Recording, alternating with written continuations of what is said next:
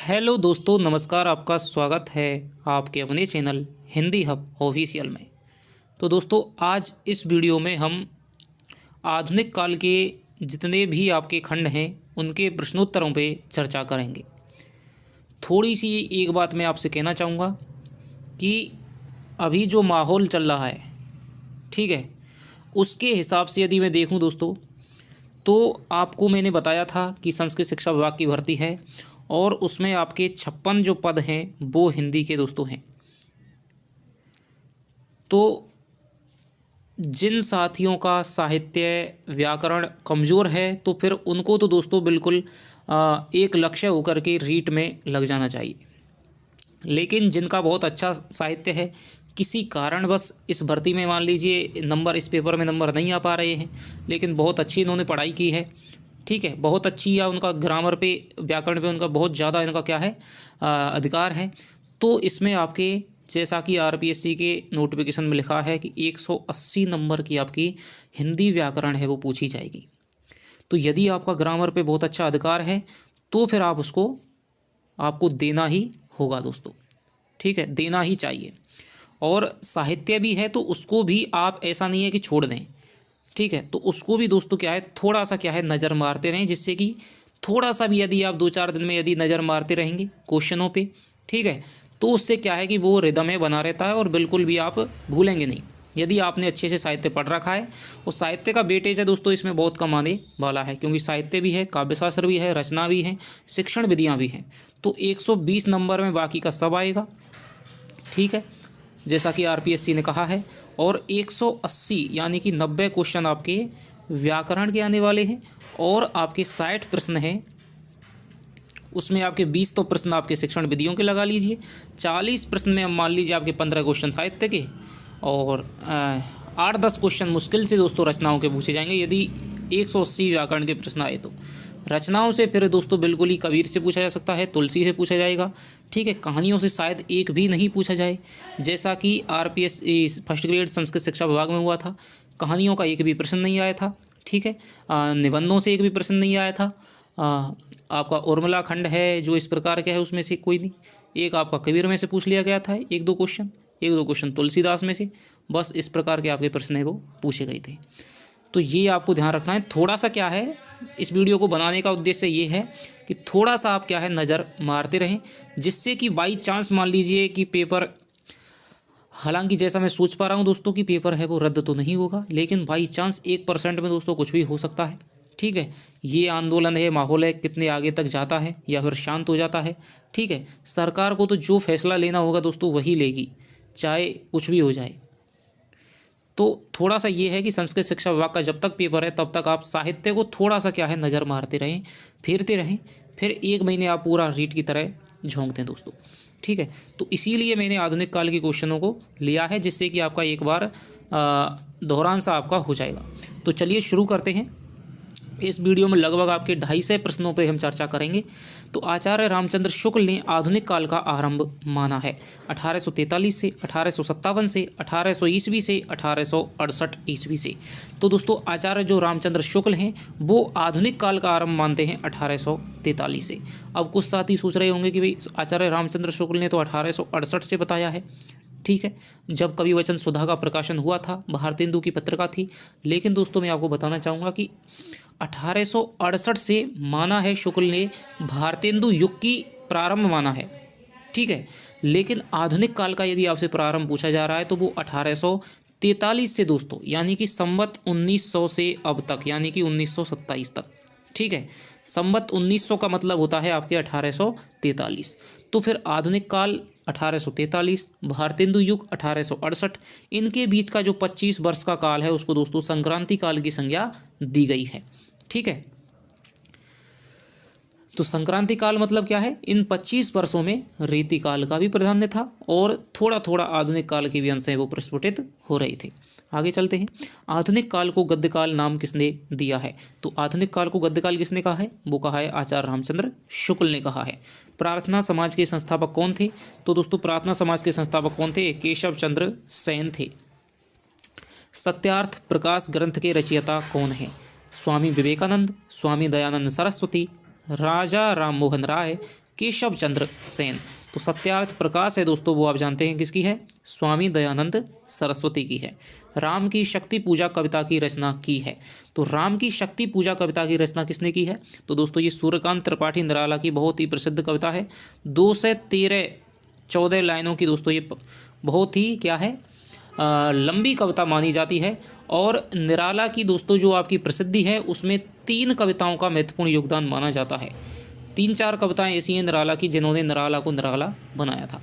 एक तो आपकी सरोज स्मृति है, एक आपकी राम की शक्ति पूजा है, और एक आपकी दोस्तों जो माँ सरस्वती की वंदना उन्होंने लिखी है। ठीक है, कहा जाता है कि यदि निराला इन तीनों कविताओं को भी लिखते तो आज हिंदी साहित्य में उतने ही दोस्तों वो क्या है, आदरणीय होते जितने कि बाकी रचनाओं को लिखकर भी आज हैं। और एक दोस्तों तुलसीदास है, वो इनका बहुत ही क्या है, चिंतन प्रधान काव्य माना जाता है। रामविलास शर्मा ने जो इनकी राम की शक्ति पूजा है, इसमें 2 कविताओं की दोस्तों योग से इसको माना है कि भाई तुलसीदास और सरोज स्मृति का यदि हम मिला दें तो राम की शक्ति पूजा है वो तैयार होती है। तो ये आपको याद रखना है। कौन से खंड में है, ये दोस्तों अनामिका में है। अनामिका 1923 में आया था, फिर एक 1936 में आया था। तो ये दोस्तों सीधा सीधा जो क्वेश्चन है आरपीएससी सेकंड ग्रेड में अब की बार में, ये दोस्तों मैंने आपको कराया था कॉलेज लेक्चरर का जो पेपर मैंने आपको कराया था, तो उसमें से दोस्तों कॉलेज लेक्चरर का जो पेपर 2021 में हुआ था उसमें से मैंने 7-8 क्वेश्चन दोस्तों सीधे के सीधे उठ करके आए हैं। इसलिए यदि मैं आपको क्वेश्चन करा रहा हूँ, क्वेश्चन चाहे कोई भी हो, कॉलेज लेक्चरर का हो चाहे वो फर्स्ट ग्रेड का हो, ठीक है, तो वहाँ से दोस्तों सीधे क्वेश्चन, नेट का क्वेश्चन करा रहा हूँ तो वहाँ से आपको क्या है, सीधे क्वेश्चन उठने के चांस रहते हैं। तो ये अच्छों को नहीं पता था कि राम की शक्ति पूजा है किस खंड में सम्मिलित है, ठीक है, तो वो अनामिका में शामिल है। हिंदी प्रदीप पत्रिका के संपादक कौन थे, तो ये दोस्तों कौन हो जाएंगे, बालकृष्ण भट्ट हो जाएंगे। खड़ी बोली में रचित हिंदी का प्रथम महाकाव्य माना जाता है 1914 में प्रिय प्रवास माना जाता है।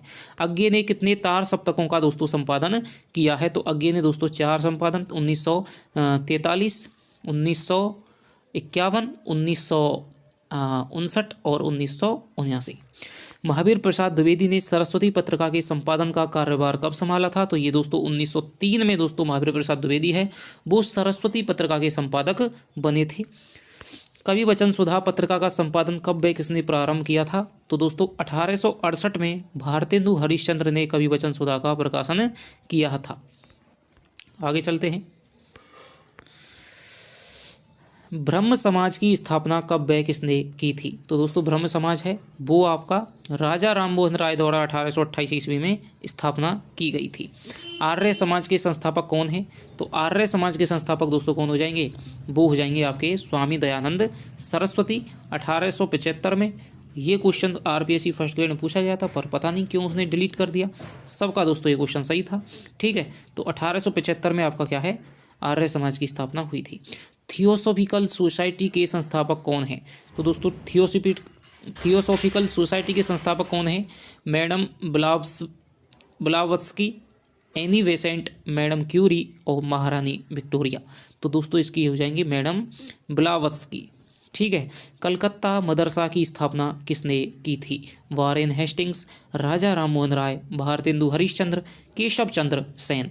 तो दोस्तों कलकत्ता मदरसा की स्थापना है वो वारेन हेस्टिंग्स ने की थी। फोर्ट विलियम कॉलेज की स्थापना कब की गई थी, सन 1800 में, सन 1801 में, सन 1803 में, सन 1804 में।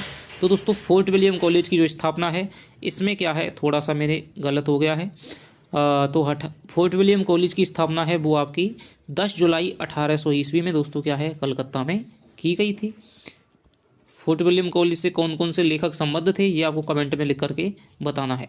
भारतेंदु पूर्व का पत्र नहीं है, यानी ऐसा कौन सा पत्र है जो भारतेंदु से पहले का नहीं है, ठीक है। तो संवाद कौमुदी है दोस्तों, ये राजा राम मोहन राय हो जाएगा। मिरात उल अखबार ये भी राम मोहन राय हो जाएगा। बंगदूत ये भी हो जाएगा। लेकिन हिंदी जो प्रदीप है दोस्तों वो बालकृष्ण भट्ट का है, ठीक है। सन 1821 में राजा राम मोहन राय ने कौन सा अखबार निकाला था, तो सन 1821 में दोस्तों राजा राम मोहन राय ने संवाद कौमुदी अखबार है वो निकाला था। राजा राम मोहन राय का पत्र कौन सा नहीं है, तो संवाद कौमुदी है, बंगदूत भी है, जाम ए जहानुमा भी है, लेकिन दोस्तों प्रजामित्र है वो नहीं है। आगे चलते हैं। हिंदी का पहला समाचार पत्र कौन सा है, तो हिंदी का जो पहला समाचार पत्र सुधा दर्पण, प्रजामित्र, उदंत मार्तंड और बंगदूत। तो हिंदी का जो दोस्तों पहला समाचार पत्र हो जाएगा वो हो जाएगा आपके कौन सा, उदंत मार्तंड। बाबू जुगल किशोर ने निकाला था 1926 में। ठीक है, इसी पत्र में दोस्तों सबसे पहले खड़ी बोली को क्या है, मध्य देशीय भाषा कहा गया था। भारतेंदु युग की प्रवृत्ति कौन सी नहीं है। तो आपने देखा कि अब की बार किस प्रकार के समझ पे आधारित क्वेश्चन पूछे गए थे। ये नहीं कि आप रट के आए और सीधा आपने क्या है ठोक दिया। तो भारतेंदु युग की दोस्तों प्रवृत्ति कौन सी नहीं है। तो समस्या पूर्ति, राष्ट्रीय चेतना, इतिवृत्तात्मकता, पत्र पत्रिकाओं का प्रचलन। तो भारतेंदु युग की जो प्रवृत्ति नहीं है दोस्तों, समस्या पूर्ति है। ठीक है, समस्या पूर्ति के लिए भारतेंदु हरिश्चंद्र ने कविता वर्धनी सभा की स्थापना भी की थी। ठीक है, विभिन्न प्रकार के समाज हैं वो स्थापना की जाती थी और विभिन्न क्या है विषयों पे एक समस्या पूर्तियाँ की जाती थी। राष्ट्रीय चेतना बिल्कुल है, इतिवृत्तात्मकता दोस्तों नहीं है। ये दोस्तों द्विवेदी युग की क्या है प्रधान प्रवृत्ति है। पत्र पत्रिकाओं का प्रचलन, भारतेंदु युग में जब आप देखेंगे तो हर जो लेखक है, हर जो साहित्यकार है उसको क्या है किसी ना किसी पत्र का वो संपादन करता है। तदीय समाज की स्थापना किसने की थी, राजा राममोहन राय, भारतेंदु हरिश्चंद्र, महावीर प्रसाद द्विवेदी, गिरधर दास। तो तदीय समाज की जो स्थापना की थी दोस्तों वो की थी किसने, भारतेंदु हरिश्चंद्र ने की थी 1873 में। ठीक है, भारतेंदु किस संप्रदाय में दीक्षित थे। तो भारतेंदु हो जाएंगे दोस्तों क्या, पुष्टि मार्ग में यानी कि वल्लभ संप्रदाय में दीक्षित थे। भारतेंदु हरिश्चंद्र ने किस पत्रिका का संपादन नहीं किया है, कवि वचन सुधा, भारतेंदु हरिश्चंद्र मैगजीन, बाल बोधनी। तो कवि वचन सुधा का किया है 1868 में, हरिश्चंद्र मैगजीन। ठीक है, और पहले हरिश्चंद्र चंद्रिका के नाम से, भारतेंदु बाल बोधनी। तो ये दोस्तों क्या है राधाचरण गोस्वामी ने वृंदावन से निकाली थी। ठीक है, ठीक है, राधाचरण गोस्वामी ने वृंदावन से दोस्तों ये पत्र है वो निकाला था। ये आपको बहुत पूछा जाता है। बाला बोधनी भी तो स्त्री शिक्षा से संबंधित ये क्या है, स्त्री विषयों से संबंधित बाला बोधनी पत्रिका थी। तो ये भी दोस्तों भारतेंदु की 3 पत्रिकाएं थी, कवि वचन सुधा, हरिश्चंद्र मैगजीन और बाल बोधनी। ब्राह्मण पत्र के संपादक कौन थे, पंडित प्रताप नारायण मिश्र, लालचंद्र शास्त्री, रुद्रदत्त, बालकृष्ण भट्ट।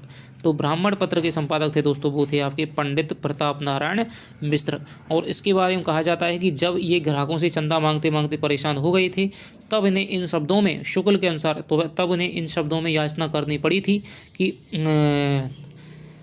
8 मास बीते जजमान अब तो करो दक्षिणा दान। तो ब्राह्मण पत्र के संपादक हो जाएंगे प्रताप नारायण मिश्र हो जाएंगे दोस्तों। इनका जन्म कब हो जाएगा, इनका जन्म हो जाएगा आपके 1856 में हो जाएगा। और इनकी शैली है दोस्तों वो क्या है, भारतेंदु से बहुत ज़्यादा मिलती जुलती थी।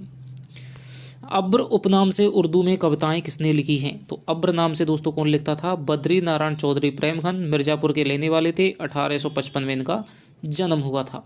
भारतेंदु युग के प्रेम व प्रकृति के सर्वश्रेष्ठ कवि कौन है।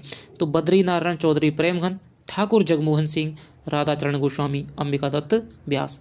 तो भारतेंदु युग के दोस्तों सर्वश्रेष्ठ जो प्रेम और प्रकृति के जो सर्वश्रेष्ठ कवि हैं वो हो जाएंगे आपके ठाकुर जगमोहन सिंह। तो शुक्ल क्या कहते हैं इनके बारे में कि संस्कृत की परपाटी पर प्रकृति को उपादान मान करके और भारत भूमि की प्यारी जो रूपरेखा है उसको सबसे पहले मन में हृदय में बसाने वाले ये पहले कवि माने जाते हैं। ठीक है, यानी जो संस्कृत साहित्य में क्या है वर्णन मिलता है, जैसे ऊपर हिमालय पर्वत है, नीचे पाम पखारता है, इधर विंध्याचल, बीच में विंध्याचल है वो करधनी है, इस प्रकार की जो वंदना थी। ठीक है, बाद में मैथिलीषण गुप्त ने की थी, राम नरेश त्रिपाठी ने की थी। ठीक है, तो इस प्रकार की जो वंदना थी, भारत भूमि की जो प्राकृतिक सुषमा का वर्णन था कालिदास के मेघदूत में मिलता है इस प्रकार का। तो उसके संस्कृत के आधार पे भारत भूमि की प्राकृतिक छवि को सबसे पहले मन में बसाने वाले ये दोस्तों हिंदी के पहले कवि माने जाते हैं ठाकुर जगमोहन सिंह। ठीक है,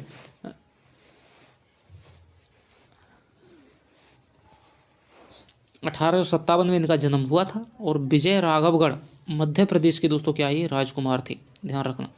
भारतेंदु युग का समय कौन सा माना जाता है। तो भारतेंदु युग का समय दोस्तों कौन सा माना जाएगा। तो यहाँ पर दोस्तों 1900 लिख रहा है, इसको क्या है 1800 कर लें। तो 1868 से लेकर के 1900 ईस्वी तक दोस्तों भारतेंदु युग का समय माना जाता है। शुक्ल जी ने ये समय माना है। द्विवेदी युग की प्रवृत्ति कौन सी नहीं है। तो खड़ी बोली की काव्य भाषा के रूप में प्रतिष्ठा बिल्कुल है दोस्तों। ठीक है। भारतेंदु युग में गद्य की भाषा तो खड़ी बोली थी, लेकिन जो पद्य की भाषा थी दोस्तों वो ब्रज भाषा थी। लेकिन आचार्य महावीर प्रसाद द्विवेदी ने सरस्वती पत्रिका के माध्यम से ये प्रतिबंध लगा दिया था कि भाई इसमें जो रचनाएं छपेंगी वो सारी क्या है, खड़ी बोली में होनी चाहिए। श्रृंगार भावना का निषेध हो जाएगा। ठीक है। और आपका ठीक है, तो श्रृंगार भावना का दोस्तों निषेध है, ये भी इसकी क्या है, प्रवृत्ति है। आगे हम बात करेंगे कि काव्य को उपयोगिता से संबद्ध करना और समस्या पूर्ति। तो यहाँ पर दोस्तों जो समस्या पूर्ति है ये भारतेंदु युग की क्या है, मुख्य प्रवृत्ति है, काव्य को उपयोगिता से संबद्ध करना। तो यहाँ इसमें क्या है, श्रृंगार भावना का निषेध ये किया गया था कि इसमें क्या है, आदर्श की प्रधानता आ गई थी। वो श्रृंगार नहीं था जो भारतेंदु काल में मिलता है, जो रीति काल में मिलता है। यहाँ पर क्या है कि राम तुम्हारा चरे स्वयं ही काव्य है, कोई कवि बन जाए सहज संभाव्य है। केवल मनोरंजन ना कवि का कर्म होना चाहिए, बल्कि उचित उपदेश का भी मर्म होना चाहिए। तो आदर्श एवं नीति का दोस्तों यहाँ पर क्या है, ज़्यादा प्राधान्य रहा था। और ब्रह काव्यों की ज़्यादा रही थी। प्रेम भी कौन सा था, विप्रलम्ब, जैसे कि आपकी यशोधरा है, आपकी उर्मिला है, ठीक है, साकेत में मिलता है, प्रिय प्रवास है। तो इस प्रकार का यहाँ पर क्या है, प्रेम का भाव रहा था, वो भी वियोग श्रृंगार, विप्लव श्रृंगार का। तो समस्या पूर्ति दोस्तों इसकी क्या है, प्रधान विशेषता नहीं मानते हैं। इतिवृत्तात्मकता किस काल के काव्य की विशेषता है, तो मैंने आपको बताया था इतिवृत्तात्मकता है दोस्तों, वो हो जाएगी द्विवेदी युग की विशेषता है। द्विवेदी युग की स्वच्छंद काव्य धारा के कवि कौन नहीं है, श्रीधर पाठक, हरिऔध और मुकुटधर पांड्य, रामनरेश त्रिपाठी। तो अयोध्या सिंह उपाध्याय हरिऔध दोस्तों क्या है, स्वच्छंद काव्य धारा के कवि नहीं है, क्योंकि इन्होंने क्या है, प्रिय प्रवास लिखा था, वैदेही वनवास लिखा था। ठीक है। तो इस प्रकार के इन्होंने क्या है, प्रबंध काव्य लिखे थे। तो श्रीधर पाठक, मुकुटधर पांडे, रामनरेश त्रिपाठी हैं, वो स्वच्छंद काव्य धारा के कवि माने जाएंगे, क्योंकि इन्होंने क्या है, मुक्तकों में इन्होंने अपनी काव्य रचना की थी। मिलन पथिक, मानसी, स्वप्न काव्य कृतियों के रचयिता कौन है, तो ये दोस्तों हो जाएंगे रामनरेश त्रिपाठी हो जाएंगे। आचार्य रामचंद्र शुक्ल ने छायावाद का प्रवर्तक किसे माना है, तो ये माना है दोस्तों इन्होंने मुकुटधर पांडे को माना है। तो किस किस के अनुसार है, वो कौन है, ठीक है, नंदुलाल वाजपेयी हैं, वो सुमित्रा नंदन पंत को मानते हैं। इलाचंद्र जोशी हैं, वो आपके जयशंकर प्रसाद को मानते हैं। ठीक है। तो ये भिन्न भिन्न विद्वानों के अनुसार छायावाद का प्रवर्तक कौन है, ये सी दोस्तों बड़ी परीक्षाओं में ऐसे ही प्रश्न बनते हैं। तो आचार्य शुक्ल ने माना है मुकुटधर पांडे को। काव्य मंजूषा व सुमन कृतियों के रचनाकार कौन हैं, तो ये हो जाएंगे दोस्तों महावीर प्रसाद द्विवेदी। काव्य मंजूषा और सुमन जो कृतियां हैं वो हो जाएंगी आपके महावीर प्रसाद द्विवेदी की। हरिऔध ने प्रिय प्रवास काव्य ग्रंथ की रचना कब की थी, तो 1904 में, 1909 में, 1911 में, 1914 में। तो दोस्तों हरिऔध ने प्रिय प्रवास काव्य ग्रंथ की रचना 1914 में की थी। जयद्रथ, भारत भारती, साकेत, पंचवटी आदि काव्यों की रचना किसने की है, तो दोस्तों महावीर प्रसाद द्विवेदी, मैथिली शरण गुप्त, हरिऔध, भारतेंदु हरिश्चंद्र। तो जयद्रथ पद, भारत भारती, साकेत, पंचवटी आदि काव्य ग्रंथों की रचना किसने की है, मैथिली शरण गुप्त ने की है। गर्भारंडा रहस्य की रचना किसने की है, मैथिली शरण गुप्त ने, नाथूराम शर्मा शंकर ने, रामचरित उपाध्याय ने और महावीर प्रसाद द्विवेदी ने। तो गर्भारंडा रहस्य है दोस्तों, वो आपकी किसकी है, नाथूराम शर्मा शंकर की बहुत ही प्रसिद्ध रचना है गर्भारंडा रहस्य। त्रिशूल उपनाम से समसामयिक विषयों पर कविताएं किसने लिखी हैं, तो ये लिखी हैं दोस्तों आपके गया प्रसाद शुक्ल स्नेही ने। ठीक है, गया प्रसाद शुक्ल स्नेही ने दोस्तों क्या है, समसामयिक विषयों पर त्रिशूल उपनाम से काव्य रचना किया करते थे। आगे चलते हैं। मौर्य, विजय, अनाथ, दूर्वादल, बापू आदि काव्य ग्रंथों की रचना किसने की है, सियाराम शरण गुप्त, मैथिली शरण गुप्त, राय देवी प्रसाद पूर्ण, रामचरित उपाध्याय। तो दोस्तों ये जो रचनाएं हैं, मौर्य, विजय, अनाथ, दूर्वादल, बापू, मौर्यानाथ, दूर्वा विषाद, आद्रा पाथे, आत्मोत्सर्ग, मृणमयी बापू, उन्मुक्त देनकी, नकुल खली, जय हिंद पर। तो ये जो दोहा है दोस्तों, इनकी सारी रचनाओं को क्या है, बता देता है। तो इसमें ये है दोस्तों सियाराम शरण गुप्त हो जाएंगे। मौर्य, विजय, अनाथ, दूर्वादल, बापू आदि काव्य ग्रंथों की रचना की है सियाराम शरण गुप्त ने। द्विवेदी युग की रोमांटिक काव्य धारा के दोस्तों कट्टर कवि कौन हो जाएंगे, वो हो जाएंगे दोस्तों आपके लाला भगवान दीन हो जाएंगे। ठीक है, बहुत ही अच्छा प्रश्न है ये। द्विवेदी युग के ब्रज भाषा के कवि जिन्होंने जकी उपनाम से उर्दू में कविता की थी। तो विभिन्न जो कवि हैं दोस्तों विभिन्न उपनामों से कविता करते थे। इसकी वीडियो है हिंदी हब ऑफिशियल के दोस्तों प्लेलिस्ट में आपको मिल जाएगी, ठीक है, तो वो आपको ज़रूर देखनी चाहिए। तो जकी नाम से जो करते थे सत्यनारायण कविरत्न, जगन्नाथ दास रत्नाकर, सिया राम शरण गुप्त, गया प्रसाद शुक्ल स्नेही। तो जकी नाम से दोस्तों जो कौन करते थे, जगन्नाथ दास रत्नाकर, जिन्होंने खड़ी बोली के समर्थकों को हठी एवं मूर्ख भी कहा है और ब्रज भाषा के दोस्तों अंतिम प्रसिद्ध कवि माने जाएंगे, ठीक है। ब्रज कोकिल के नाम से किसे जाना जाता है, जगन्नाथ दास रत्नाकर, मैथिली शरण गुप्त, महावीर प्रसाद द्विवेदी, सत्यनारायण कवि रत्न। तो ब्रज कोकिल के नाम से दोस्तों जाने जाएंगे कौन, ये जाने जाएंगे सत्यनारायण कवि रत्न। छायावाद का प्रारंभ जयशंकर प्रसाद की किस रचना से माना जाता है, तो ये दोस्तों हो जाएगी झरना 1918 में, ठीक है। आचार्य नंद दुलारे वाजपेयी ने छायावाद की प्रयोगशाला का प्रथम आविष्कार किस रचना को बताया है, तो ये दोस्तों प्रथम आविष्कार किस है, यही है झरना है 1918 में। प्रगतिशील छायावाद का मैनिफेस्टो दोस्तों अलग है और छायावाद की प्रयोगशाला का प्रथम आविष्कार अलग है।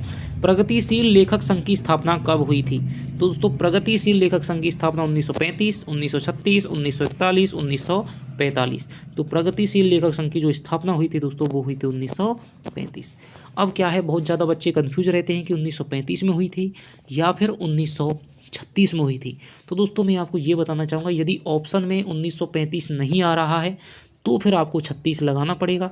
यदि 35 और 36 दोनों आ रहे हैं तो फिर आपको 35 ही करना पड़ेगा। यहाँ पर थोड़ा सा ये क्या है, गलत है।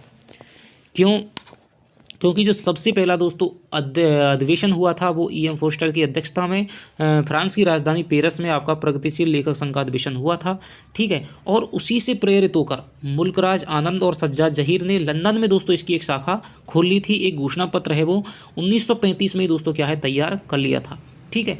तो इसकी एक शाखा है दोस्तों लंदन में क्या है एक अस्थायी रूप में खुल चुकी थी 1935 में। लेकिन यदि हम बात करें अधिवेशन की, ठीक है, भारत में स्थापना की, तो भारत में स्थापना दोस्तों क्या होती है, ठीक है। अब यहाँ पर दोस्तों यही तो है, प्रगतिशील लेखक संघ की स्थापना पूछ रहा है, ये नहीं पूछ रहा है कि प्रगतिशील लेखक संघ भारत में है या फिर लंदन वाले। तो लंदन में जो स्थापना हुई थी वो 1935 में हुई थी, ठीक है। यदि यहाँ पर 1935 नहीं आता तो निश्चित रूप से हम 1936 करते। तो उसका क्या है घोषणा पत्र बना करके इन्होंने यहाँ के लेखकों को, यहाँ के साथियों दोस्तों को भेजा था और यहाँ से क्या है लगे रहे थे 1935 के साल में लगे रहे थे, तब जा करके 1936 में इनका क्या है यहाँ पर स्थापना हो पाई थी। और पहला अधिवेशन है दोस्तों वो लखनऊ में हुआ था जिसकी अध्यक्षता क्या है प्रेमचंद ने की थी। तो ये आपको याद रखना है। तो 1935 है ये इसका सही होगा। छायावाद को स्थूल के प्रति सूक्ष्म का विद्रोह किसने कहा है, तो ये कहा है दोस्तों डॉक्टर नगेंद्र ने। बहुत ही दोस्तों क्या है अच्छा कथन है, बहुत बार पूछा जा चुका है। छायावाद के उद्भव व विकास का कारण नहीं है, तो बहुत ही दोस्तों अच्छा कथन। यूरोप का स्वच्छंदतावादी साहित्यिक आंदोलन बिल्कुल है दोस्तों। पूंजीवाद की स्थापना ये दोस्तों थोड़ा सा संशय है, आगे देते हैं। मार्क्सवादी विचारधारा और द्विवेदी युग की इतिवृत्तात्मकता, तो बहुत ही दोस्तों क्या है यहाँ पर ये शानदार क्वेश्चन है। तो यहाँ पर पूंजीवाद की स्थापना भी हो जाएगा। और आगे चलते हैं, मार्क्सवाद विचारधारा और द्विवेदी युग की इतिवृत्तात्मकता, तो ये भी दोस्तों छायावाद के क्या है उद्भव में सहायक मानी जाती है। लेकिन जो मार्क्सवादी विचारधारा है दोस्तों इसका छायावाद से संबंध नहीं है, बल्कि छायावाद के पतन के बाद में मार्क्सवादी विचारधारा ने प्रगतिवादी नई काव्यधारा को जन्म दिया था। तो ये दोस्तों क्या है थोड़ा सा क्या है सही हो जाएगा। छायावाद का प्रवर्तक किसे माना जाता है, प्रसाद को, पंत को, निराला को, महादेवी वर्मा को। हालांकि जो पूंजीवाद का जो दोस्तों इसमें बताया गया था थोड़ा सा कि पूंजीवाद का जो कारण है, ठीक है, पूंजीवाद की स्थापना है वो इतनी मुख्य नहीं है छायावाद की स्थापना में। लेकिन इसको ऑप्शनों को देखते हुए मार्क्सवादी विचारधारा है दोस्तों इसको ही हमें सही करना पड़ेगा, क्योंकि मार्क्सवादी विचारधारा का संबंध दोस्तों पूर्णतः प्रगतिवादी काव्यधारा से है, ना कि छायावादी। छायावाद का जब अवसान होता है तब ही दोस्तों मार्क्सवाद का उदय होता है, जिसे हिंदी में दोस्तों क्या है प्रगतिवादी काव्यधारा के रूप में जाना जाता है। छायावाद का प्रवर्तक किसे माना जाता है, तो छायावाद का प्रवर्तक दोस्तों सर्वमान्य रूप से वो माना जाता है आपके जयशंकर प्रसाद को। प्रसाद की वह काव्य कृति जिसकी रचना उन्होंने पहले ब्रज भाषा में व बाद में खड़ी बोली में की थी कौन सी है, तो ये कानन कुसुम, महाराणा का महत्व, प्रेम पथिक और आंसू। तो दोस्तों ये जो काव्य कृति है वो है आपकी प्रेम पथिक हो जाएगी। कोमल व सुकुमार कल्पना के कवि कौन माने जाते हैं? तो आप जानते हैं ये सुमित्रानंदन पंत माने जाते हैं। पंत को ज्ञानपीठ पुरस्कार किस काव्य कृति पर मिला था? चिदम्बरा, कला और बूढ़ा चांद, समाधिता और लोकायतन। तो दोस्तों पंत को जो ज्ञानपीठ पुरस्कार है वो मिला था आपके चिदम्बरा पर दोस्तों मिला था। ठीक है, सारे ज्ञानपीठ पुरस्कार, साहित्य अकादमी पुरस्कार, व्यास पुरस्कार, बिहारी देव पुरस्कार, ठीक है, सारे के सारे मैंने आपको ग्रुप में भेज रखे हैं, तो वहाँ से आप देख सकते हैं। और मैंने आपको क्या है इनकी दोस्तों एक पर्टिकुलर आपको वीडियो बना करके मैं आपको भी दे दूंगा। महादेवी के काव्य का मूल स्वर क्या है? विरह एवं करुणा, श्रृंगारिकता, राष्ट्रीय चेतना, प्रकृति चित्रण। तो महादेवी के दोस्तों काव्य का मूल स्वर हो जाएगा आपके विरह एवं करुणा। ठीक है, थोड़ा सा क्या है, निराला की राम की शक्ति पूजा कविता किस काव्य संग्रह में संकलित है? देख लीजिए कितना अच्छा क्वेश्चन है। ठीक है, और यही क्वेश्चन दोस्तों सीधे उठ करके, ठीक है, ये क्वेश्चन ये नहीं आया कि ये अच्छा क्वेश्चन है, नहीं दोस्तों। कई बार क्या होता है कि जो अच्छे क्वेश्चन है वो तो परीक्षा में आ जाते हैं, ठीक है, लेकिन दोस्तों यदि कोई क्वेश्चन परीक्षा में आ गया तो वो बहुत अच्छा बन जाता है, ध्यान रखना। कुछ क्वेश्चन तो ऐसे होते हैं जो वाकई अच्छे होते हैं, ठीक है, तो वो तो परीक्षा में आते ही हैं, लेकिन जो परीक्षा में आ जाता है तो वो क्वेश्चन दोस्तों निश्चित रूप से फिर अच्छा बन जाता है, चाहे वो अच्छा हो चाहे फिर वो अच्छा नहीं हो। अब ये क्वेश्चन दोस्तों हालांकि पैटर्न चेंज होता है तो उसके हिसाब से ठीक है, लेकिन जिस समय ये पूछा गया था उस समय दोस्तों सोचा नहीं गया था, लेकिन ये परीक्षाओं में पूछ लिया गया एक बार, तो फिर दोस्तों ये क्या है, अगली परीक्षाओं में आने के लिए इसके लिए रास्ता खुला हुआ है। तो निराला की राम की शक्ति पूजा है वो आपके अनामिका में संकलित हो जाएगी। दिनकर के काव्य का प्रधान रस कौन सा है? तो ये हो जाएगा दोस्तों वीर रस हो जाएगा। हालावाद के प्रवर्तक कवि कौन है? तो ये दोस्तों हरवंश राय बच्चन माने जाएंगे। बालकृष्ण शर्मा नवीन ने किस पत्र का संपादन किया था? मतवाला, इंदु, दिनमान, प्रताप। तो दोस्तों बालकृष्ण शर्मा नवीन ने किस पत्र का संपादन है वो किया था? तो दोस्तों ये हो जाएगा आपका प्रताप पत्र है, इसका ही संपादन इन्होंने भी किया था। भोगीवादी कवि किसे कहा जाता है? भोगीवादी कवि किसे कहा जाता है? माखनलाल चतुर्वेदी को, रामेश्वर शुक्ल अंचल को, मासलवाद का दोस्तों प्रवर्तक माना जाता है बालकृष्ण शर्मा नवीन को, हरवंश राय बच्चन को। तो भोगीवादी कवि और मासलवाद का प्रवर्तक दोस्तों क्या है? रामेश्वर शुक्ल अंचल को कहा जाता है। हिम किरीटनी, हिम तरंगणी काव्यों के रचनाकार कौन से हैं? माखनलाल चतुर्वेदी, राम कुमार वर्मा, बालकृष्ण शर्मा नवीन और नरेंद्र शर्मा। तो हिम किरीटनी, हिम तरंगणी दोस्तों किसकी है? ये हो जाएगी माखनलाल चतुर्वेदी की हो जाएगी दोस्तों। ठीक है, कौन सी रचना पर दोस्तों इसने साहित्य अकादमी पुरस्कार मिला है? कब मिला है ये आपको कमेंट में करके थोड़ा सा बताना है। झांसी की रानी कविता किसकी रचना है? तो झांसी की रानी आप सब जानते हैं सुभद्रा कुमारी चौहान की, ये बहुत ही प्रसिद्ध रचना है। मार्क्सवादी विचारधारा को केंद्र में रखकर लिखा गया साहित्य किस वाद के अंतर्गत आता है? छायावाद, प्रगतिवाद, प्रयोगवाद, कोई नहीं, तो ये मैंने बता दिया था, प्रगतिवाद के अंतर्गत आता है। प्रगतिवाद का समय सीमा मानी जाती है 1936 से 1943 तक, 1941 से 1943 तक, 1943 से 1962 तक, 1960 से 2000 तक। तो दोस्तों प्रगतिवाद की जो समय सीमा मानी जाती है वो मानी जाती है 1936 से लेकर के 1943 ईस्वी तक। हाँ, प्रगतिवादी साहित्य जनता की तरफदारी करने वाला साहित्य है। प्रगतिवादी साहित्य, ठीक है, तो जो ये बड़े बड़े विद्वान जो कथन कहते हैं ना, तो इन कथनों में दोस्तों बहुत सारा इनकी यदि व्याख्या करने बैठे तो बहुत सारा इनका क्या है पल्लवन किया जा सकता है। ठीक है, तो इसी प्रकार के आपके क्या है कथन आ जाते हैं कि मान लीजिए कथन आगे क्वेश्चन आ गया कि प्रगतिवाद के संबंध में कौन सा कथन सत्य नहीं है, तो उसमें से एक कथन यही डाल देंगे। ठीक है, तो जो एग्जामिनर है, जो पेपर सेटर है, वो खुद के बना करके कथन नहीं डालता है। जो भी कथन इस प्रकार के आते हैं वो किसी न किसी विद्वान द्वारा कहे गए होते हैं। ठीक है, अब उसने पेपर सेटर ने कितना ज़्यादा पढ़ रखा है, उसको कितनी नॉलेज है, ठीक है, उसने किस विषय पर पीएचडी की है, किस साहित्य पर उसने ज़्यादा शोध किया है, पढ़ा है, तो उस हिसाब से दोस्तों वो उस प्रकार के क्वेश्चनों को डिजाइन कर पाता है। ठीक है, तो प्रगतिवादी साहित्य जनता की तरफदारी करने वाला साहित्य, ये क्वेश्चन पूछ लिया जाएगा। अब आपको पता है कि भाई ये कथन है किसी न किसी विद्वान का, तो आप इस प्रकार के कथनों को ऐसे भी सही कर सकते हो कि ऐसा लग रहा है कि भाई ये आदमी नहीं बनाएगा इसको किसी न किसी विद्वान ने यदि कहा है और विद्वान ने कहा है, तो दोस्तों वो क्वेश्चन तो फिर वो कथन है वो आपके क्वेश्चन में सही ही माना जाएगा। ठीक है। तो प्रगतिवादी साहित्य जनता की तरफदारी करने वाला साहित्य है। यह कथन दोस्तों किसका है? तो ये कथन जो हो जाएगा दोस्तों वो हो जाएगा आपके मुख्य दोस्तों प्रगतिवादी आलोचक माने जाते हैं रामविलास शर्मा। प्रगतिवाद पर यदि कोई कथन आ रहा है ज़्यादातर तो वो दोस्तों रामविलास शर्मा का होगा।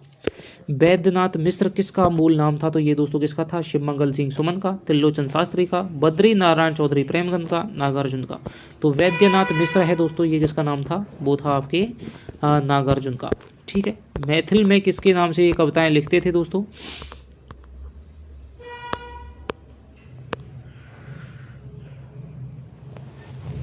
तो वो आपको यहाँ पे कमेंट करके बताना है।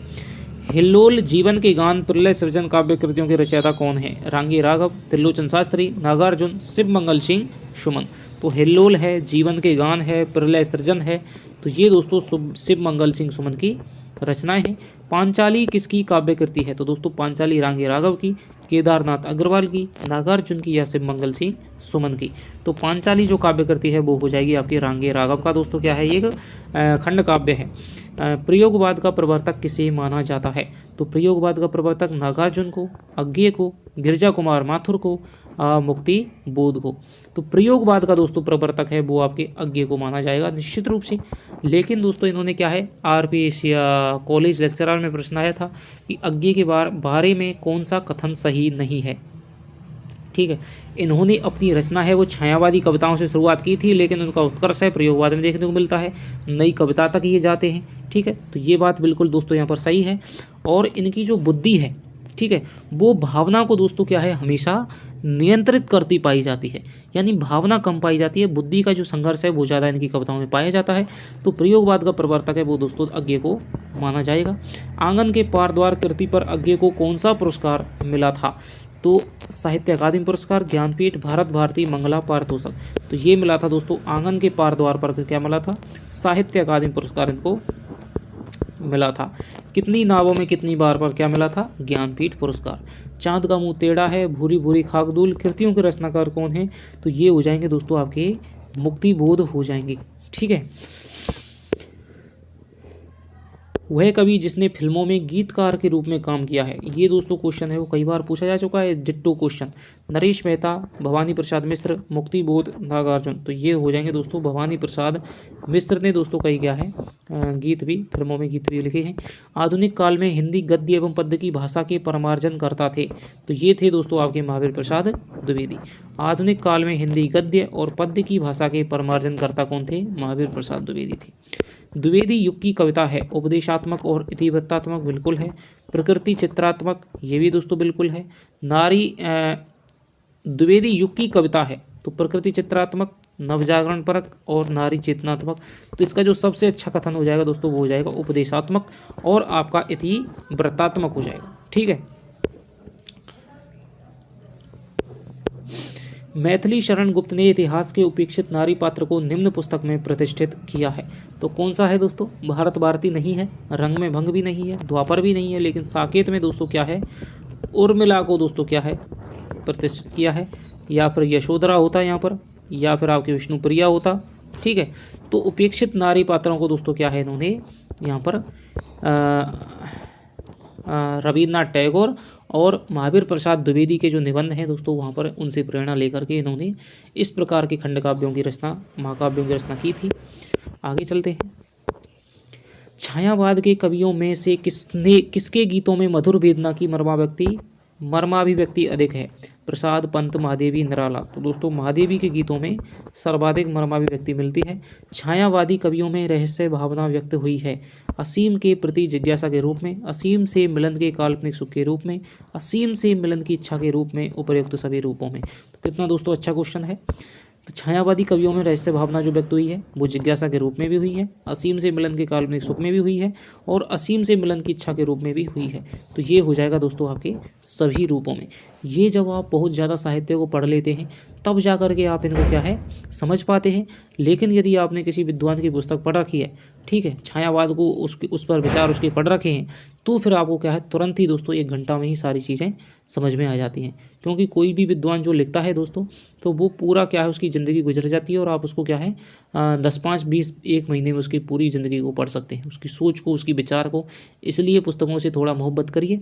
थोड़ा सा जो सिलेबस है, ठीक है, यदि आपको कोई चीज़ समझ नहीं आ रही, थोड़ा सा इतर भी उसको पढ़ने की कोशिश करिए। तब आपको लगेगा कि यार यदि ज़्यादा पढ़ते हैं तो ये छोटी चीज़ हैं, कल तक जो कठिन लग रही थी वो सरल बन जाती हैं। छायावादोत्तर काव्य में राष्ट्रीय सांस्कृतिक भावना का उल्लेख किस रूप में मिलता है?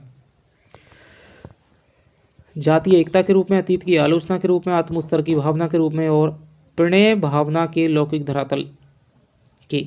तो ये दोस्तों मिलता है छायावादोत्तर काव्य में राष्ट्रीय सांस्कृतिक भावना का उल्लेख किस रूप में मिलता है? वो है दोस्तों आपके आत्मोत्सर्ग की भावना के रूप में। प्रगतिवादी काव्य दृष्टि कैसी है? दार्शनिक है, वर्ग चेतना प्रधान है, वैयक्तिक यथार्थवादी है और यथास्थितिवादी है। तो आपको ये याद रखना है, वर्ग चेतना प्रधान है, वैयक्तिक यथार्थवादी दोस्तों ये नहीं है, ठीक है। इस प्रकार का ऑप्शन कॉलेज लेक्चरर में भी दोस्तों एक क्वेश्चन में आया था, ठीक है। तो यथास्थितिवादी भी नहीं है, तो आपको ये भी ध्यान रखने हैं, ठीक है। इनमें से ही कोई ना कोई ऑप्शन वहाँ पर मिल जाता है। दार्शनिकवादी भी नहीं है। नई कविता की भाषा की प्रमुख विशेषता क्या है? रोमानियत से युक्त, बिंब विधान से युक्त, आलंकारिकता से युक्त, बोलचाल की शब्दावली से युक्त। तो दोस्तों बिंबों पर खड़ी हुई है आपकी नई कविता, ठीक है।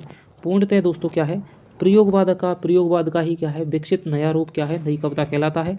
तो नई कविता है वो पूर्ण रूप से क्या है बिंब विधान से युक्त है दोस्तों। साठोत्तरी कविता में निषेधात्मकता का कारण क्या है? ठीक है, साठोत्तरी कविता में निषेधात्मकता का कारण राजनीतिक दबाव की मूल्यहीनता, सपाट बयानी और बड़बोलापन, सामाजिक यथार्थ की अतिशयता, पराजय भावना और नैराश्य। तो साठोत्तरी कविता यानी कि 60 के बाद की जो दोस्तों कविता है उसमें निषेधात्मकता यानी हर चीज़ को क्या है वो नकार देती है, चाहे वो क्या है उपमान हो, चाहे वो उपमेय हो, ठीक है, चाहे वो कोई भी मूल्य हो, अपने बड़बोलेपन के कारण, ठीक है। सपाट बयानी यानी सीधे सीधे, धूमिल जैसे कवि हैं वो क्या है सीधे सीधे क्या है कविता लिखते हैं, कोई भी उसमें लांग लपेट नहीं है, कोई भी उसमें अलंकार नहीं है, कोई भी सौंदर्य नहीं है, सीधे सीधे बयां करने वाली जो कविता है वो साठोत्तरी कविता हो जाएगी। अपनी सपाट बयानी के कारण, बड़बोलेपन के कारण वो क्या है हर चीज़ को परंपराओं को, जीवन मूल्यों, सब चीज़ को दोस्तों क्या है वो नकार देती है। पृथ्वी कल्प के रचयिता कौन हो जाएंगे? तो पृथ्वी कल्प के रचयिता कौन हो जाएंगे? वो हो जाएंगे दोस्तों आपके नरेश मेहता, गिरिजा कुमार माथुर, भारत भूषण अग्रवाल और अज्ञे। तो पृथ्वी कल्प जो रचना है दोस्तों वो हो जाएगी गिरिजा कुमार माथुर की हो जाएगी। कुणाल गीत के रचनाकार कौन हैं? तो कुणाल गीत प्रसाद, हरिऔध, सियाराम शरण गुप्त, मैथिली शरण गुप्त। तो ये हो जाएंगे दोस्तों आपके कुणाल गीत मैथिली शरण गुप्त की हो जाएगी।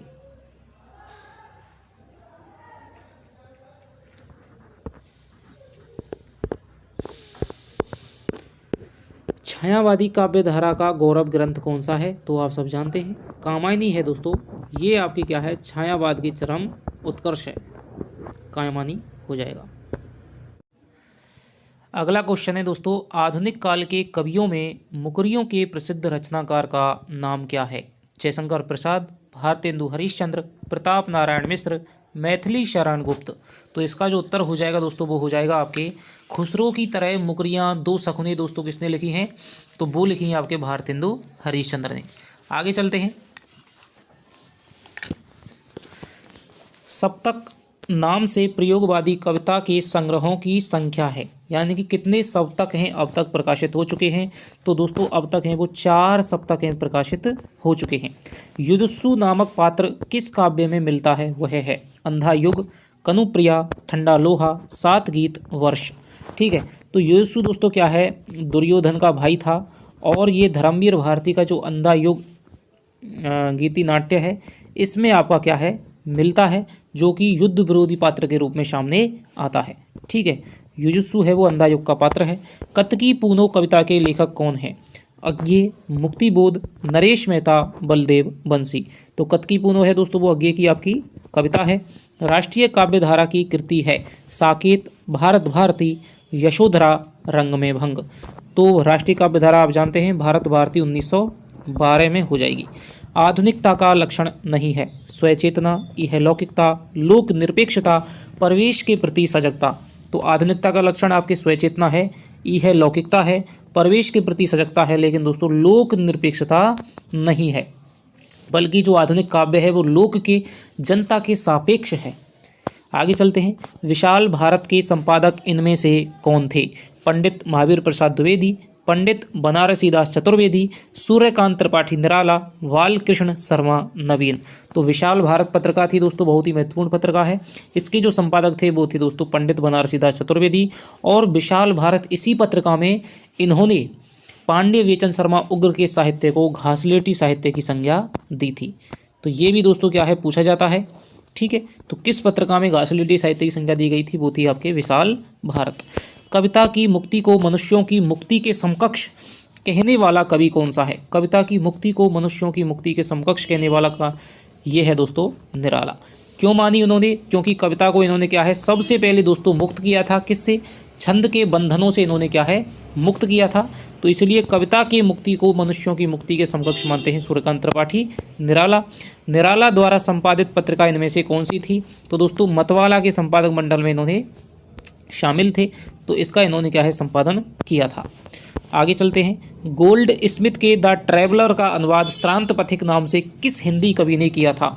तो ये किया था अपने श्रीधर पाठक ने दोस्तों क्या है, श्रांत पथिक के नाम से किया था। ठीक है। डेजर्टेड विलेज का अनुवाद भी उजड़ ग्राम नाम से इन्होंने किया था। निम्नलिखित पत्रिकाओं की सूची को संपादकों के साथ में सुमेलित कीजिए। भारत दुर्दशा, तो ये कौन की हो जाएगी दोस्तों? ये हो जाएगी रुद्रदत्त की। हिंदी प्रदीप हो जाएगी पंडित बालकृष्ण भट्ट की। ब्राह्मण हो जाएगी आपके प्रताप नारायण मिश्र की। और कवि वचन सुधा हो जाएगी आपके भारतेंदु हरिश्चंद्र की। इसका उत्तर हो जाएगा आपके 2 4 1 3। तो 2 4 1 3 ये आपका उत्तर हो जाएगा। निम्न में से कौन सी रचना बच्चन जी की नहीं है? तो सतरंगणी दोस्तों है, बुद्ध और नाचगर है, एकांत संगीत है, लेकिन प्रभात फेरी है दोस्तों, प्रभात फेरी, पलासवन। ठीक है, इस प्रकार की जो रचनाएं वो हैं आपके नरेंद्र शर्मा। ठीक है, नरेंद्र शर्मा की रचना है। आओ रानी हम ढोएं पालकी नामक कविता किस कवि की है? तो ये जो कविता है दोस्तों, आओ रानी हम ढोएं पालकी, तो ये हो जाएगी प्रसिद्ध कविता है नागार्जुन की। इसके अलावा बादल को गिरते देखा है, कालिदास सच सच बतलाना, शासन की बंदूक, इंदू जी। ठीक है, और हम 5 पुत्र भारत माता के, ये जो आपकी कविताएं हैं, अकाल और उसके बाद, इस प्रकार की जो कविताएं हैं वो आपके नागार्जुन की हैं। प्रमुख दोस्तों सबसे मुख्य प्रगतिवादी कवि ये माने जाते हैं। सर्वेश्वर दयाल सक्सेना किस शतक के कवि हैं? तो सर्वेश्वर दयाल सक्सेना हो जाएंगे वो आपके किसके हैं? ये हो जाएंगे दोस्तों तीसरे शतक के कवि हो जाएंगे। ठीक है, तीसरे शतक के कवि हो जाएंगे। मैथिली शरण गुप्त की कौन सी कृति प्रकाशन क्रम में पहले आती है? तो भारत भारती, जयद्रथ विक्रम भट्ट, जयद्रथ वध, पंचवटी। तो जयद्रथ वध है दोस्तों वो यहाँ पर आ जाएगी 1910 में। ठीक है, भारत भारती 1912 में है, पंचवटी 25 में है। छायावाद की मूल चेतना किस शब्द समूह से अधिक व्यक्त होती है? तो छाया प्रकृति का मानवीकरण, अव्यक्त सत्ता का प्रत्यक्षीकरण, स्वानुभूति की विवृत्ति और सौंदर्य का संधान। तो दोस्तों छायावाद की जो मूल चेतना है वो मूल चेतना इसी में व्यक्त होती है कि प्रकृति का यहाँ पर क्या है, मानवीकरण किया गया है।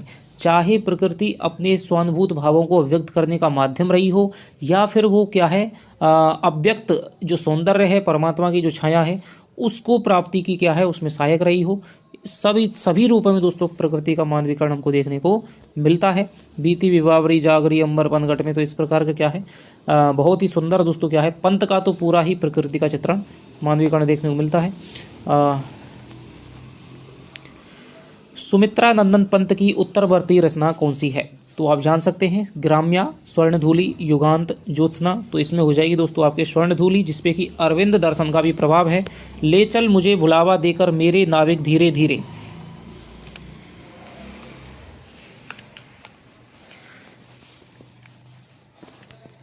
पलायनवाद की प्रवृत्ति सूचक यह पंक्ति किस कृति में आई है? तो ये जो दोस्तों कृति है वो हो जाएगी आपके 1933 में लहर कृति में दोस्तों ये क्या है, ले चल मुझे भुलावा देकर। इसमें क्या है, निराशय का भाव भी दिखाई देता है। तो लहर कृति में ये आई है।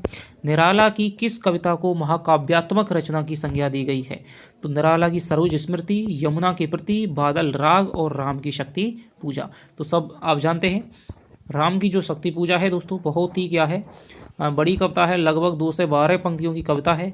रामविलास शर्मा ने माना है कि भाई बादल तुलसीदास के चिंतन को और सरोज स्मृति के शोक और संवेदनाओं को यदि हम मिला दें तो उनके मिश्रण से राम की शक्ति पूजा है वो तैयार होती है।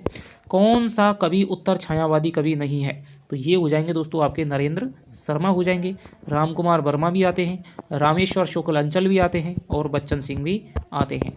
प्रगतिवाद के बच्चन सिंह ने दोस्तों, ये तो बच्चन जी हैं, हरवंश राय बच्चन जी, और बच्चन सिंह ने क्या कहा है कि जिस प्रकार छायावाद में प्रसाद महत्वपूर्ण कवि हैं उसी प्रकार से उत्तर छायावाद में एक महत्वपूर्ण नाम आता है राकेश वत्स का। तो उन्होंने इस प्रकार का कथन कहा है। प्रगतिवाद के अंतर्गत कौन सा विचार अमान्य है? तो यथार्थवाद दोस्तों बिल्कुल मान्य है, पदार्थवाद भी मान्य है, समाजवाद भी मान्य है, लेकिन रूपवाद है दोस्तों ये क्या है यहाँ पर मान्य नहीं है, बल्कि रूपवाद की यहाँ पर निंदा मिलती है। मार्क्सवाद से प्रभावित ये आपका वाद है। प्रयोगवाद के समर्थक के अनुसार प्रयोगवादी कवियों का मुख्य लक्ष्य क्या था? अब यहाँ पर पूछ रहा है दोस्तों, प्रयोगवाद के प्रवर्तक हो जाएंगे अज्ञे जी, उनके अनुसार प्रयोगवादी कवियों का मुख्य लक्ष्य क्या था? नए काव्य उपकरणों का प्रयोग, भावुकता के स्थान पर बौद्धिकता की प्रतिष्ठा, नई राहों का अन्वेषण, काव्य की पूर्व परंपरा का निषेध। तो प्रयोगवाद अज्ञे जी कहते थे दोस्तों, उन्होंने लिखा था तार सप्तक की भूमिका में कि जो प्रयोगवादी कवि हैं वो राही नहीं बल्कि राहों के अन्वेषी हैं। ठीक है, तो नई राहों का अन्वेषण करना है इनका लक्ष्य था। ठीक है, तो ये इसका उत्तर हो जाएगा। भारतेंदु हरिश्चंद्र ने किस भाषा में काव्य रचना की है? तो इन्होंने दोस्तों जिनकी अधिकतर काव्य रचना है वो हो जाएगी ब्रज भाषा में। हालांकि दशरथ विलाप है, फूलों का गुच्छा है, इनमें इनकी खड़ी बोली की कविताओं का संग्रह है, लेकिन जो इनका मूल रूप से इनका काव्य है वो अधिकतर क्या है ब्रज भाषा में है, और गद्य में इन्होंने खड़ी बोली का प्रयोग किया है। जयद्रथ वध की कथा किस महाकाव्य से ली गई है? तो जयद्रथ वध है दोस्तों वो आपकी महाभारत से ली गई है, आप सब जानते हैं अभिमन्यु वाला प्रसंग।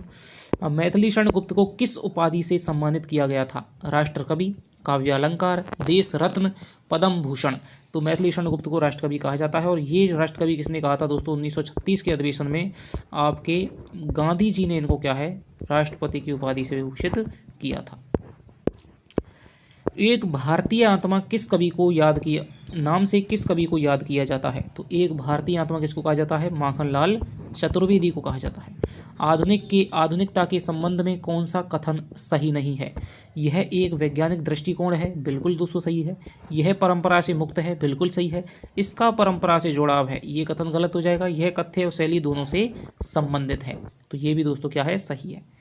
यानी शिल्प पक्ष भी आ जाएगा और भाव पक्ष भी इसमें आ जाएगा। वंदना के इन स्वरों में एक स्वर मेरा मिला तो यह पंक्ति किस कवि के द्वारा रचित है? तो वंदना के इन स्वरों में एक स्वर मेरा मिला तो बालकृष्ण शर्मा नवीन, सोहनलाल द्विवेदी, श्याम नारायण पांडे, रामधारी सिंह दिनकर। तो ये जो दोस्तों पंक्ति है वो हो जाएगी आपके सोहनलाल द्विवेदी की हो जाएगी। हिंदी में स्वच्छंद छंद में कविता का सूत्रपात किस कवि ने किया था? तो वो हो जाएंगे आपके निराला जी हो जाएंगे। निम्नलिखित हिंदी कवियों में महाप्राण किस कवि के लिए प्रयुक्त होता है? तो महाप्राण है दोस्तों वो हो जाएगा आपके सूर्यकांत त्रिपाठी, निराला के लिए हो जाएगा। हिंदी काव्य में आधुनिक मीरा किसे कहा जाता है? तो महादेवी वर्मा को कहा जाता है। निम्नलिखित में से कौन सी प्रवृत्ति प्रयोगवादी कविता में नहीं पाई जाती है? अतिशय कला प्रियता, तो यही दोस्तों क्या है नहीं पाई जाती है। नग्न यथार्थवाद भी मिलता है, उपमानों की नवीनता भी मिलती है, और आपके घोर अहमनिष्ठ व्यक्तिवाद भी मिलता है।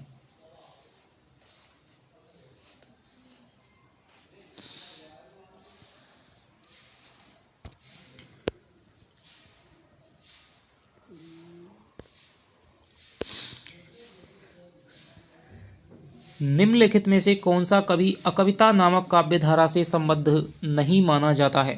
तो निम्न में से कौन सा कवि अकविता से नहीं है दोस्तों? नागार्जुन हो जाएंगे, ये कहाँ से हैं? प्रगतिवाद से हैं। जबकि अशोक वाजपेयी, कैलाश वाजपेयी, गंगा प्रसाद विमल है, ये विमल है दोस्तों, ये क्या है नई कविता से अकविता से क्या है साठोत्तरी कविता के बाद में क्या है ये कविता से अकविता जो धारा थी उससे ये क्या संबद्ध थे। आगे चलते हैं। उदंत मार्तंड किस नगर से प्रकाशित होता था? तो आप जानते हैं कलकत्ता से ये प्रकाशित होता था। उदंत मार्तंड के संपादक का क्या नाम था? तो पंडित जुगल किशोर था दोस्तों। ठीक है, ये यहाँ पर थोड़ा सा गलत लिखा हुआ है, तो पंडित जुगल किशोर चतुर्वेदी का। हिंदी का पहला दैनिक समाचार पत्र किस नाम से प्रकाशित हुआ? तो ये दोस्तों समाचार सुधा वर्षण है।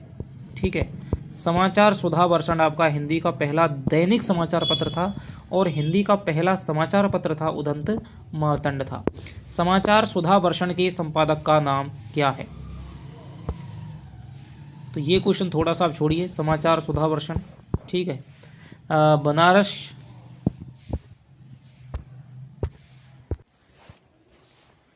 तो समाचार सुधा वर्षण दोस्तों यहाँ पर क्या है, श्याम सुंदर दास नहीं है दोस्तों, ये सेन है, ठीक है।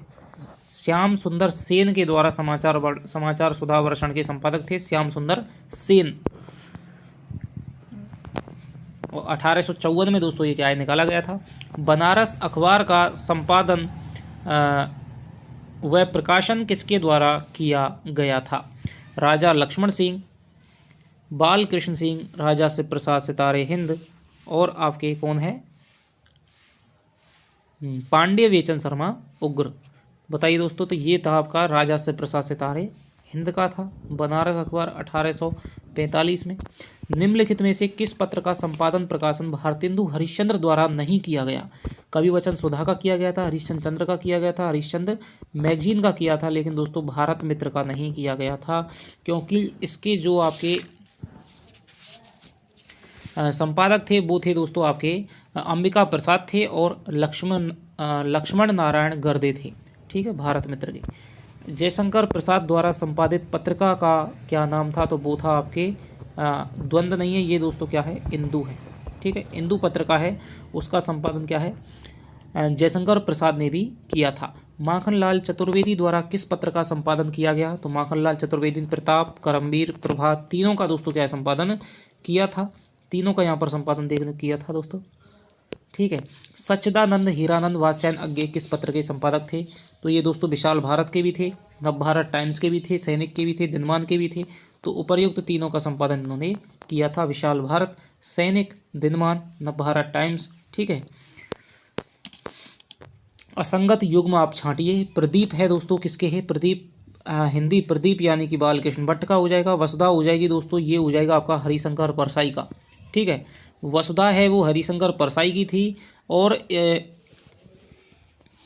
उसके बाद में स्वयं प्रकाश और आपके इन्होंने भी, स्वयं प्रकाश ने जी ने भी संपादन किया था, भोपाल से प्रकाशित होती थी, तो हरिशंकर परसाई की थी, तो ये यहाँ पर गलत हो जाएगा, क्योंकि प्रताप नारायण मिश्र की ब्राह्मण पत्रिका थी। साहित्य संदेश हो जाएगा गुलाब राय जी का। कादम्बिनी हो जाएगी आपके राजेंद्र अवस्थी की। निम्नलिखित में से किस महाकाव्य की रचना रामधारी सिंह दिनकर द्वारा की गई थी?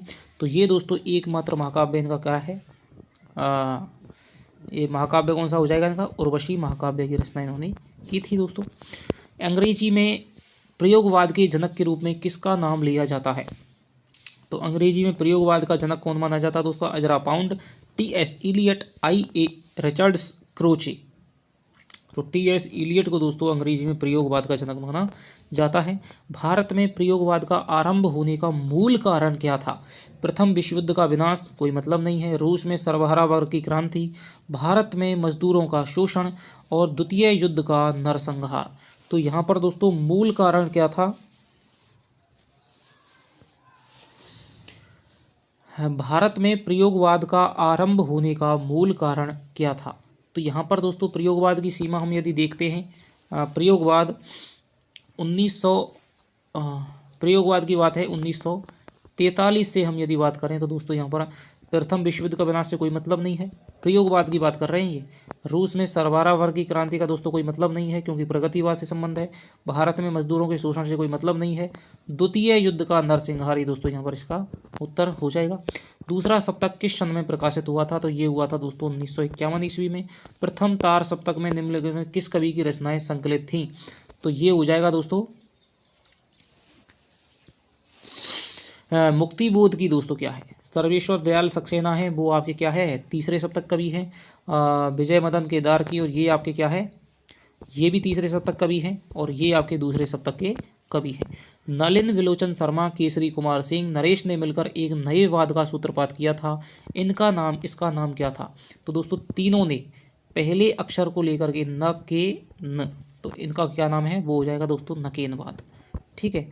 नकेनवाद की इन्होंने क्या है, स्थापना की थी 56 में।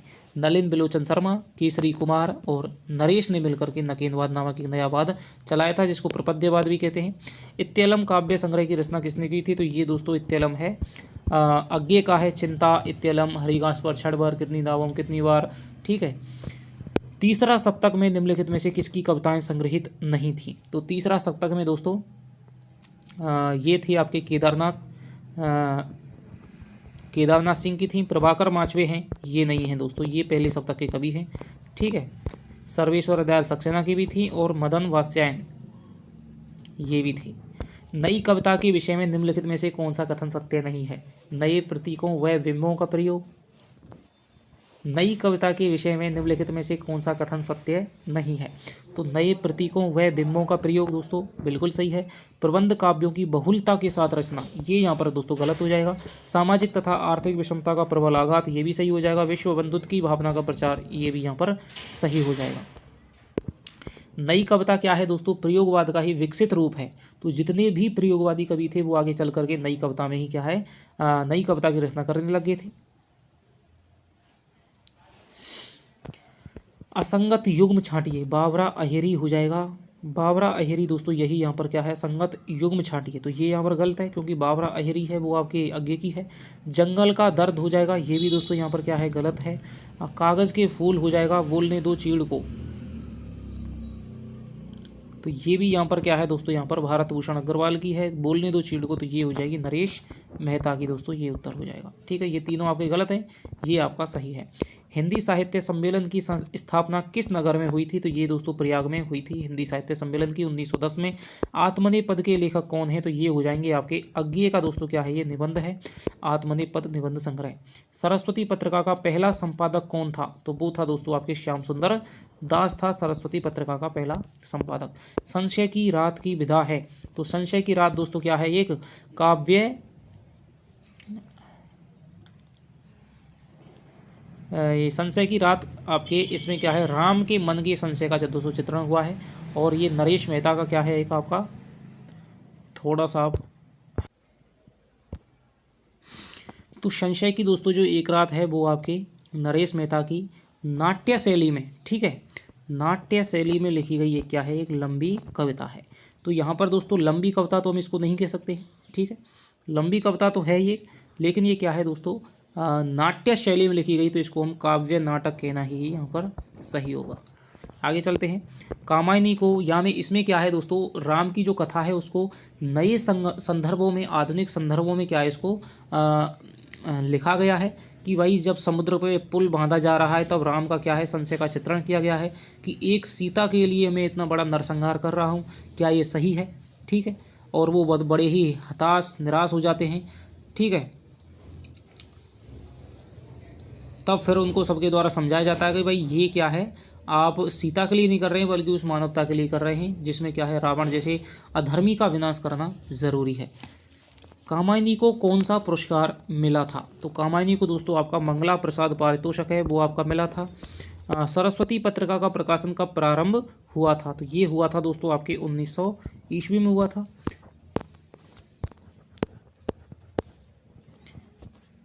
किस हिंदी साहित्यकार को ज्ञानपीठ पुरस्कार नहीं मिला?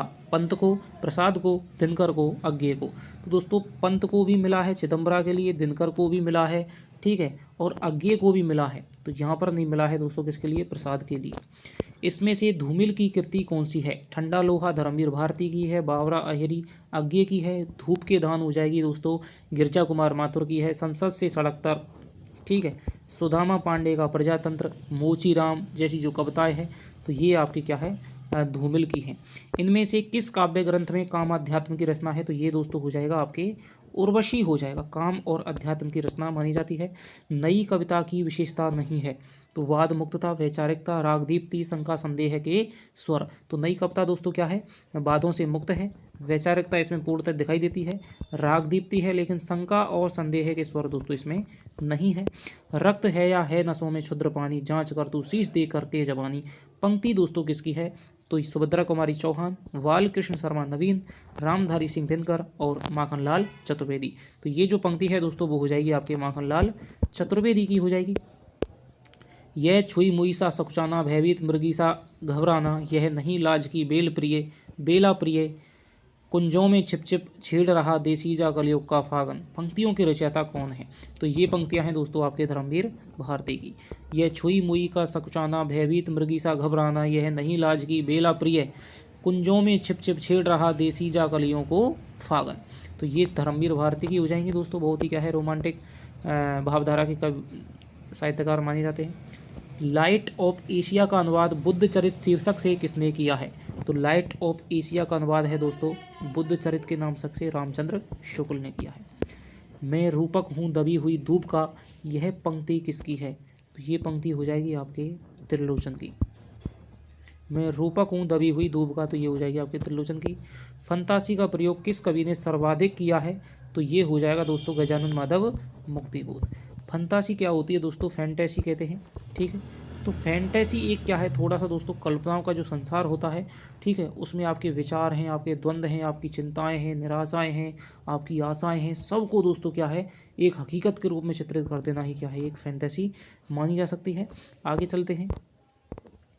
हरिश्चंद्र चंद्रिका का पहला नाम क्या था? तो दोस्तों ये था आपके हरिश्चंद्र मैगजीन था। 8 अंकों तक तो दोस्तों ये क्या है हरिश्चंद्र चंद्रिका के नाम से प्रकाशित हुई थी, लेकिन 9वें अंक में इसका क्या है नाम हरिश्चंद्र मैगजीन कर दिया गया था। हरिनारायण व्यास का संबंध किस सप्तक से है? तो ये हो जाएगा दोस्तों दूसरा सप्तक हो जाएगा, धर्म भवानी शकुंतला, ठीक है। तो हरिनारायण व्यास, तो यहाँ पर हो जाएगा दूसरा सप्तक हो जाएगा। तो आज हम दोस्तों इस वीडियो में 150 प्रश्न ही करने वाले हैं। आगे के जो आपके 100 सवा से प्रश्न हैं वो आपको अगली वीडियो में मिलेंगे। तो आपको दोस्तों प्रश्न कैसे लगे, ठीक है, कमेंट करके बताइएगा। तो चलिए दोस्तों आपसे मिलते हैं अगली वीडियो में, तब तक के लिए दोस्तों बाय बाय, जय हिंद जय भारत।